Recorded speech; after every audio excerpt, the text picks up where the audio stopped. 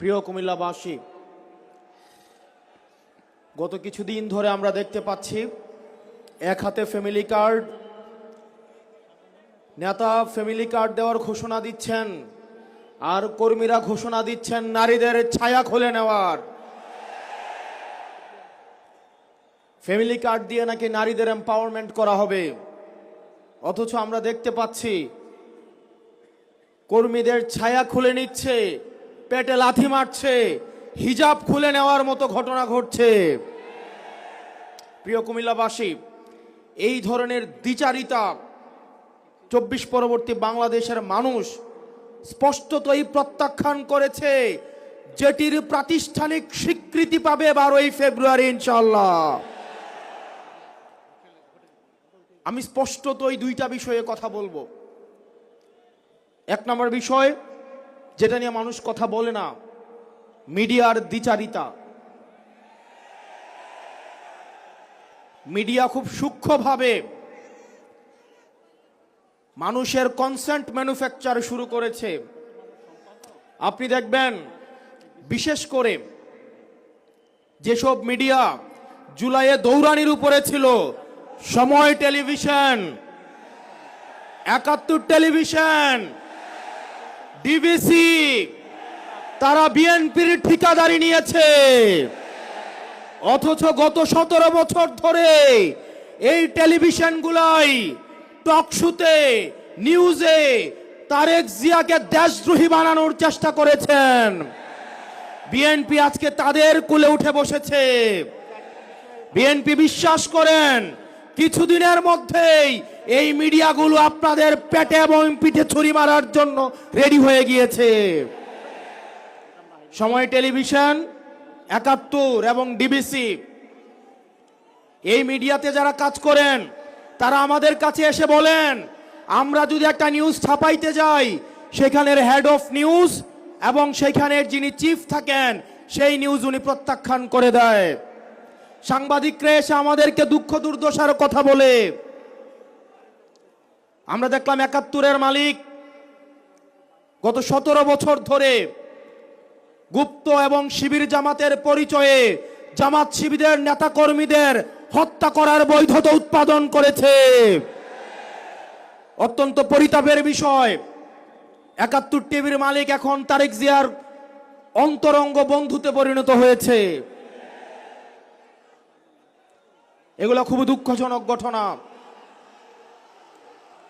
ইনশাআল্লাহ আগামীর যে বিপ্লব হবে, এই চূড়ান্ত বিপ্লব হবে এই দালাল মিডিয়ার বিরুদ্ধে। দ্বিতীয়ত, প্রশাসনের যে ভাইয়েরা রয়েছেন, মিলিটারিতে যারা চাকরি করেছেন, আপনাদের প্রতি মানুষের যে অনাস্থা তৈরি হয়েছে, সেই অনাস্থা পুনরুদ্ধারের সময় হচ্ছে এই নির্বাচন। এই নির্বাচনের মধ্য দিয়ে পুলিশ প্রশাসন এবং মিলিটারি, আপনারা জনগণের বন্ধু হয়ে উঠুন। আপনারা কোনো দলের নয়, আপনারা বাংলাদেশের ২০ কোটি জনগণের। আমরা আপনাদের কথা দিচ্ছি, আপনারা বিএনপি হওয়ার দরকার নাই, আপনারা জামাত হওয়ার দরকার নাই, গুলশানে লাইন দেওয়ার দরকার নাই, ধানমন্ডিতে যাওয়ার দরকার নাই, মগবাজারে যাওয়ার দরকার নাই। আপনাদের বৈধতা কেবলমাত্র জনতা। আপনারা বেনজির হারুনের ঘটনা ভুলে যায়েন না,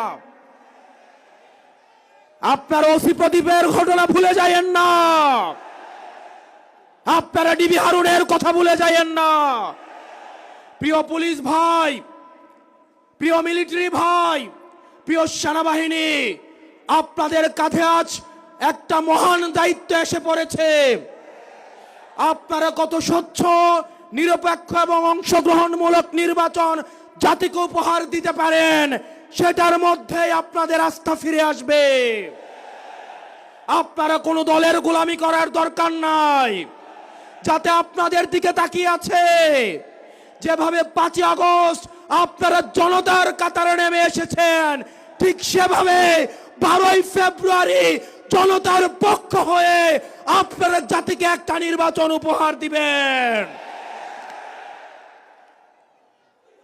আমরা জনাব তারেক জিয়া রহমানের বিভিন্ন বক্তব্য শুনতে চাই। অত্যন্ত পরিতাপের বিষয়, হা ভোট এবং না ভোট নিয়ে ওনার একটা শব্দ আমরা দেখতে পাই নাই।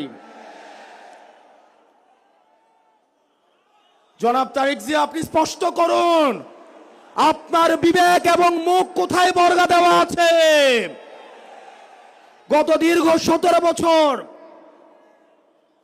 বিএনপি জামাতের অসংখ্য নেতাকর্মী গুম হয়েছে, খুন হয়েছে এই রাষ্ট্র ব্যবস্থা সংস্কারের জন্য। আজকে যখন রাষ্ট্র ব্যবস্থা সংস্কারের সুবর্ণ সুযোগ তৈরি হয়েছে, অত্যন্ত পরিতাপের বিষয়, কিছুদিন হয়তো পরে আমরা শুনতে পাবো হাসিনা ছাড়া ফেসিবাদ ব্যবস্থার সবকিছুই আপনারা রেখে দেন। শুধু এই কথাটা হয়তো লজ্জায় তারা বলতে পারছে না। হাসিনা ব্যবস্থার বিচার ব্যবস্থা ভালো, হাসিনার পুলিশ ভালো, হাসিনার প্রশাসন ভালো, কেবলমাত্র হাসিনাই ভালো না। আজকে আপনারা হাসিনার সবকিছুকেই টিকিয়ে রাখতে চাচ্ছেন। এই তরুণ প্রজন্মের কাঠগড়ায় আপনাদেরকে দাঁড়াতে হবে। অসংখ্য লক্ষ তরুণ প্রজন্ম যারা প্রধানমন্ত্রী হইতে আসে নাই, শুধুমাত্র এই দেশটাকে ভালোবেসে রাস্তায় নেমে এসে বুকের তাজা রক্ত ঢেলে দিয়ে হাসিনাকে ভারতে পালাতে বাধ্য করেছে। যারা হাসিনার ব্যবস্থা টিকিয়ে রাখতে চাইবে, আমার ভাই আবরার ফাহাদের মতো, আমার ভাই হাদির মতো, আমার ভাই আলিফের মতো আমরা যুগে যুগে রাস্তায় নেমে আসবো ইনশাআল্লাহ।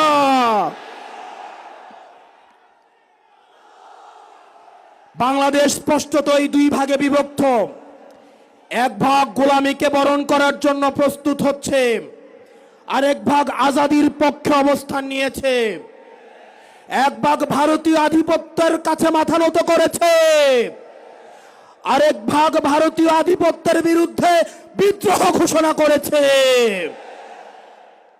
আমরা জানি আমাদের পথটা লম্বা, আমাদের এই লড়াইটা অনেক দীর্ঘ। আমাদেরকে আবার সুপ্ত গুপ্তর এই ধরনের তৃতীয় শ্রেণীর ভাষা দিয়ে আবার হত্যাযোগ্য করে তোলার ষড়যন্ত্র করা হচ্ছে। গত 17 বছর ধরে যারা ভার্চুয়ালি দল চালিয়েছে, জুলাই পরবর্তী 1.5 বছর অপেক্ষা করেছে দেশে আসার জন্য, তাদের কাছ থেকে আমরা গুপ্ত সুপ্ত লেকচার শুনবো ইনশাআল্লাহ। প্রিয় কুমিল্লাবাসী, আমরা আঞ্চলিক বৈষম্যের শিকার। কুমিল্লা, আমরা মাইক্রো ইকোনমি আমাদের সমৃদ্ধ। আমাদের রেমিটেন্স যোদ্ধা ভাইয়েরা বিদেশে মাথার ঘাম পায়ে ফেলে কুমিল্লার অর্থনীতিকে সমৃদ্ধ করেছে। আজকে আমির সাহেব এখানে আসছে, কুমিল্লার রাস্তাঘাটে চললে মনে হয় আমরা বাংলাদেশে কোথাও নাই, আমরা আফ্রিকার কোনো এক দুর্ভোগ কোনো এক অঞ্চলে আমরা রয়েছি। আমরা আপনার মুখে প্রতিশ্রুতি শুনতে চাই, কুমিল্লার এই মাইক্রো ইকোনমিকে, কুমিল্লাকে সব সময় বলে আঞ্চলিক বৈষম্যের শিকার হতে হয়েছে। অথচ কুমিল্লার হাতেই, কুমিল্লার ছেলেদের হাতেই হাসিনাকে দেশ ছেড়ে পালাতে বাধ্য হতে হয়েছে। আমরা কুমিল্লাবাসী দৃঢ় অপেক্ষায় বসে আছি, এই টাউন হলে আপনি ঘোষণা দিবেন এই কুমিল্লা যেভাবে আঞ্চলিক বৈষম্যের শিকার হয়েছে, ভবিষ্যতে কোনো ধরনের আঞ্চলিক বৈষম্য বরদাস্ত করা হবে না। এবং আমাদের এই 11 দলীয় ঐক্যবদ্ধ জোট ক্ষমতায় গেলে আমরা 1 মাসের মধ্যে কুমিল্লাকে বিভাগ ঘোষণা করব। ও ইনকিলাব ইনকিলাব ইনকিলাব ইনকিলাব। আমার ভাই হাদিকে মেরে ওরা মনে করেছিল হয়তো হাদি মরে গিয়েছে। হাদি ভাই উপর থেকে দেখছেন, এক হাদি দেহত্যাগ করেছে, কিন্তু লক্ষ হাদি আজকে এই কুমিল্লার প্রান্তরে আজকে অবতীর্ণ হয়েছে। We want justice. We want justice. We want justice.